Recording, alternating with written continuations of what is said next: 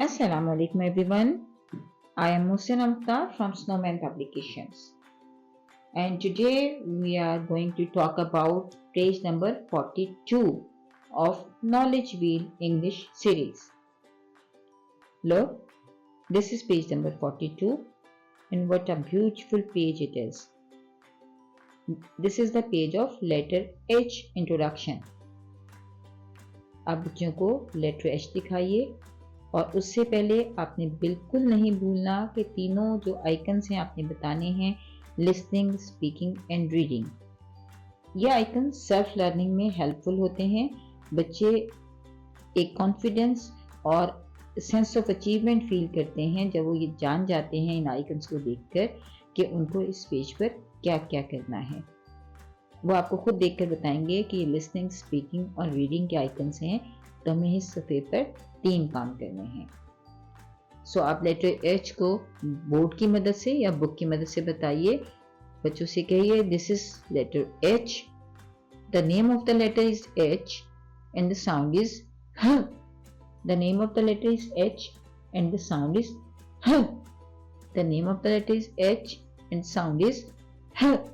तो आप बच्चों को लेटर H की साउंड बताइए, उसका नेम बताइए और बच्चों से कहें कि वो आपके साथ साथ दोहराएं। जब बच्चे आपके साथ साथ दोहराएंगे तो उनकी लिसनिंग और स्पीकिंग स्किल्स जो हैं वो स्ट्रांग होंगी। उसके बाद आपने बच्चों को वोकैबुलरी बतानी है लेटर H की, जो कि हेन और हाउस है।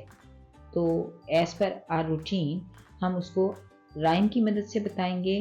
तो आप उसको कह सकते हैं, जिस तरह हम हर लफ्ज़ के हवाले से वोकैबुलरी में इजाफा कर रहे हैं, तो हमने बच्चों को बताना है कि this is happy and helpful हैन।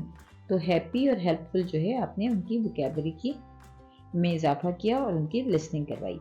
सो आप हैन और हाउस को जब बताएंगे तो आप कहेंगे happy hen is in front of the house. Happy hen is in front of the house. A big house that's safe and close. A big house that's safe and closed. So आप बच्चों को ये छोटी सी rhyme याद कराएंगे और पूरे week उनसे कहेंगे कि वो ये राइम बार बार याद करें और आप भी इसको दोहराते रहेंगे। जब आप वोकैबुलरी इंट्रोडक्शन देंगे तो आपने ख़ास तौर पर कोशिश करनी है कि कट आउट्स यूज़ करें, फ्लैश कार्ड्स यूज़ करें या आप पेज की मदद से बताएं। बच्चों को बताएं कि hen, this is hen and this is house.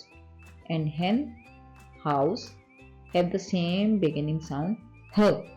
H hen, h hen, h hen. H house, h house, h house. इस तरह बच्चों की बिगिनिंग साउंड की बहुत ज़्यादा प्रैक्टिस करवाइए ताकि बच्चे साउंड्स को, बिगिनिंग साउंड के कॉन्सेप्ट को समझ सकें। इस तरह हमने पेज नंबर 42 कंप्लीट कर लिया है।